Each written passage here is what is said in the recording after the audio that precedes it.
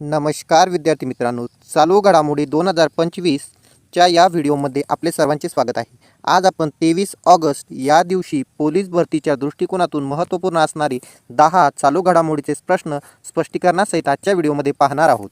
चला तर मग आजच्या व्हिडिओला सुरुवात करू. आजच्या व्हिडिओला सुरुवात करण्याआधी जर चॅनलवर नवीन असाल तर चॅनलला सबस्क्राईब करा आणि आपल्या व्हिडिओला लाईक करायला विसरू नका. चला तर मग आजच्या व्हिडिओला सुरुवात करू. बघा, आजच्या व्हिडिओमधला हा आहे प्रश्न क्रमांक 1. खगोलशास्त्रज्ञ ऑलिम्पियड 2025 या स्पर्धेत भारताला किती सुवर्णपदके मिळालेली आहे? तर या प्रश्नाचं योग्य उत्तर आहे पर्याय क्रमांक 1, 4 सुवर्णपदके भारताला यामध्ये मिळालेली आहे. याविषयी काही महत्त्वपूर्ण पॉईंट्स आहेत ते जाणून घेऊ. ही आवृत्ती कितवी होती? तर ही आवृत्ती 18वी होती. भारताला एकूण किती पदके मिळाली असं विचारल्यास भारताला 4 + 1 असे एकूण 5 पदके भारताला मिळालेली आहे. त्यामध्ये 4 सुवर्ण आणि 1 रौप्य पदकाचा समावेश आहे. मग या स्पर्धेमध्ये सहभागी देश किती होते? तर या स्पर्धेमध्ये एकूण 64 देश सहभागी होते आणि 64 देशाचे 320 शास्त्रज्ञ यामध्ये सहभागी झाले होते. तर मग याविषयी एक पुढचा महत्त्वपूर्ण पॉईंट आहे. तर ही स्पर्धा भारतामध्ये पहिल्यांदाच आयोजित करण्यात आली होती, हे ते लक्षात ठेवायचे आहे. आणि आवृत्ती कितवी आहे असं विचारल्यास लक्षात ठेवा आवृत्ती 18वी आहेत. मग कोणत्या ठिकाणी आयोजित करण्यात आली होती भारतामध्ये? तर होमी भाभा विज्ञान रिसर्च सेंटर मुंबई येथे ही स्पर्धा आयोजित करण्यात आली होती. आणि हे जे सेंटर आहेत हे टाटा इन्स्टिट्यूट, कोणतं इन्स्टिट्यूट? टाटा इन्स्टिट्यूट संचलित आहे, हे ते लक्षात ठेवायचं आहे. मग होमी भाभा विज्ञान रिसर्च सेंटर केंद्र मुंबई याची स्थापना कधी झालेली असं विचारल्यास तर 1974ला याची स्थापना झालेली आहे, हे ते लक्षात ठेवायचं आहे. चला तर मग नेक्स्ट प्रश्न बघू. नेक्स्ट प्रश्न आहे आपला प्रश्न क्रमांक 2. कोणत्या राज्याने नुकतेच 18 वर्षावरील व्यक्तींना आधार कार्ड जारी करण्यास बंदी केलेली आहे? तर या प्रश्नाचं योग्य उत्तर आहे पर्याय क्रमांक 2, आसाम या राज्यानं ही बंदी केलेली आहे. मग त्याविषयी काय महत्त्वपूर्ण पॉईंट्स आहेत ते बघून घेऊ. मग त्या पाठीमागचा उद्देश काय आहे? तर त्या पाठीमागचा उद्देश आहे बेकायदेशीर घुसखोरी करणाऱ्या विदेशी नागरिकांना भारतीय नागरिकत्व घेण्यापासून रोखणे, ही बंदी घालण्यामागचा मुख्य उद्देश आहे. चला तर मग नेक्स्ट प्रश्न बघू. नेक्स्ट प्रश्न आहे प्रश्न क्रमांक 3. दरवर्षी भारतात कोणत्या तारखेला आंतरराष्ट्रीय अंतराळ दिन साजरा केला जातो? तर या प्रश्नाचं योग्य उत्तर आहे पर्याय क्रमांक 3, 23 ऑगस्ट या दिवशी आंतरराष्ट्रीय अंतराळ दिवस साजरा केला जातो. महत्त्वपूर्ण पॉईंट्स आहेत, याविषयी लिहून घ्या. मग याचा उद्देश काय आहे ते साजरा करण्यामागचा? तर उद्देश आहे 2024मध्येच म्हणजेच मागच्या वर्षी भारत चंद्रावर पाऊल ठेवणारा 4था देश ठरला होता. याचा गौरव म्हणून पंतप्रधान नरेंद्र मोदी यांनी हा दिवस साजरा करण्याची घोषणा केली होती, हे इथे लक्षात ठेवायचं आहेत. मग मला तुम्ही कमेंट करून सांगा, चंद्रावर पाऊल ठेवणारा पहिला देश कोणता, चंद्रावर पाऊल ठेवणारा दुसरा देश कोणता आणि चंद्रावर पाऊल ठेवणारा तिसरा देश कोणता? पाऊल ठेवणारा म्हणजेच काय? आपण जसं चंद्रावर पोहोचले, आपला काय केलेलं आहे, आपण चंद्रावरती एक यान पाठवलेलं आहे, असे यान पाठवणारे देश कोणते आहेत चंद्रावरती? मला हे अवश्य कमेंट करून सांगा.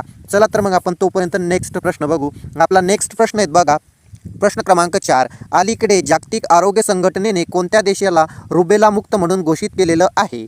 तर या प्रश्नाचं योग्य उत्तर आहे पर्याय क्रमांक 3, नेपाळ या देशाला रुबेला मुक्त म्हणून जागतिक आरोग्य संघटनेने नुकतेच घोषित केलेले आहे. मग याविषयी महत्त्वपूर्ण पॉईंट बघून घेऊ. बघा, जागतिक आरोग्य संघटनेलाच WHO या नावानंही ओळखले जातात. मग WHO लॉंग फॉर्म काय आहे? तर वर्ल्ड हेल्थ ऑर्गनायझेशन हाच याचा लॉंग फॉर्म आहे आणि त्यालाच मराठीमध्ये म्हणतात जागतिक आरोग्य संघटना.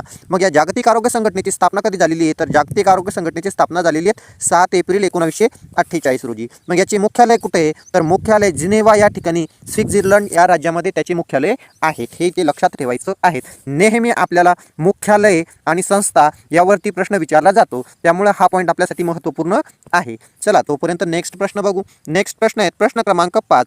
श्रमश्री योजना कोणत्या राज्याने सुरू केली आहे? तर श्रमश्री योजना पश्चिम बंगाल या राज्याने सुरू केलेली आहे, हे ते लक्षात ठेवा. चला तर मग नेक्स्ट प्रश्न बघू. नेक्स्ट प्रश्न आहे आपला प्रश्न क्रमांक 6. 2025च्या T20 आशिया चषक कोणता देश आयोजित करेल? तर या प्रश्नाचं योग्य उत्तर आहे पर्याय क्रमांक 2, संयुक्त अरब अमिराती म्हणजेच UAE हा देश ही स्पर्धा आयोजित करेल.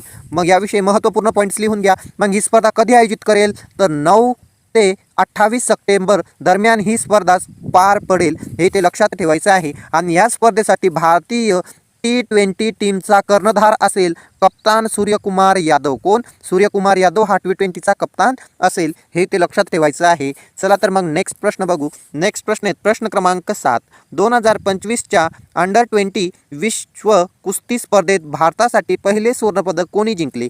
तर या प्रश्नाचं योग्य उत्तर आहे पर्याय क्रमांक 1 तपस्या गहलावत असं त्यांचं नाव आहे.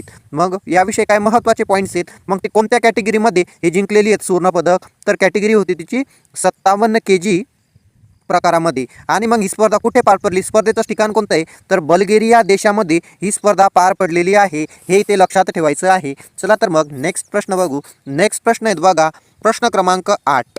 कोणत्या भारतीय ऑलिम्पिक सुवर्ण विजेत्याला मानसिक आरोग्य राजदूत म्हणून ऑलिम्पिक समितीने नियुक्त केले आहे? तर या प्रश्नाचं योग्य उत्तर आहे पर्याय क्रमांक 3 अभिनव बिंद्रा. पर्याय क्रमांक 3 अभिनव बिंद्रा. मग अभिनव बिंद्रा हे कोण आहे? तर हे शूटिंगमध्ये भारताला ऑलिम्पिकमध्ये पहिले सुवर्णपदक मिळवून देणारे खेळाडू आहे. कोणत्या प्रकारामध्ये सुवर्णपदक मिळवून दिले होते यांनी? तर 10 मीटर पिस्तूल प्रकारामध्ये. कोणत्या? 10 मीटर पिस्तूल प्रकारामध्ये त्यांनी भारताला कोणतं सुवर्णपदक मिळवून दिलेलं होतं. आणि कधी मिळवून दिलेलं होतं? तर 2008 मध्ये बीजिंग ऑलिम्पिकमध्ये मिळवून दिलेलं होतं. आणि बीजिंग हे शहर कोणत्या देशात आहे असं विचारल्यास तर बीजिंग हे शहर चीन या देशामध्ये आहे. कोणत्या देशामध्ये आहे? तर चीन या देशामध्ये आहे, हे ते लक्षात ठेवायचं आहे. चला मग नेक्स्ट प्रश्न बघू. नेक्स्ट प्रश्न आहेत बघा आपला प्रश्न क्रमांक 9. रशियाने 2036 पर्यंत व्हेनेरा डी ही मोहीम कोणत्या ग्रहावर पाठवण्याची घोषणा केली आहे? तर या प्रश्नाचं योग्य उत्तर आहे पर्याय क्रमांक 1 म्हणजेच कोणत्या ग्रहावर? शुक्र या ग्रहावरती पाठवण्याची घोषणा केलेली आहे. चला मग नेक्स्ट प्रश्न बघू. नेक्स्ट प्रश्न आहेत बघा आपला प्रश्न क्रमांक 10. अलीकडेच कोणत्या राज्याने ग्रीन हायड्रोजन पॉलिसी 2025 जाहीर केलेली आहे? तर या प्रश्नाचं योग्य उत्तर आहे पर्याय क्रमांक 2 म्हणजेच ओडिशा राज्याने ग्रीन हायड्रोजन पॉलिसी जाहीर केलेली आहे. याविषयी काय महत्त्वपूर्ण पॉईंट्स आहेत ते लिहून घ्या. मग त्या पाठीमागचा मुख्य उद्देश काय आहे? तर त्या पाठीमागचा मुख्य उद्देश आहे, पहिला उद्देश आहे राज्यामध्ये स्वच्छ ऊर्जा उत्पादन करणे. दुसरा उद्देश आहे औद्योगिक गुंतवणूक वाढविणे. आणि तिसरा उद्देश आहे कार्बन उत्सर्जन कमी करणे. हे त्यामागचे मुख्य उद्देश आहे. आजचा व्हिडिओ कसा वाटला ते अवश्य कमेंट करून सांगा. आणि व्हिडिओ आवडला असेल तर व्हिडिओला लाईक करा. आणि अजूनही चॅनलला सबस्क्राईब केलं नसेल तर चॅनलला सबस्क्राईब करून घ्या. धन्यवाद.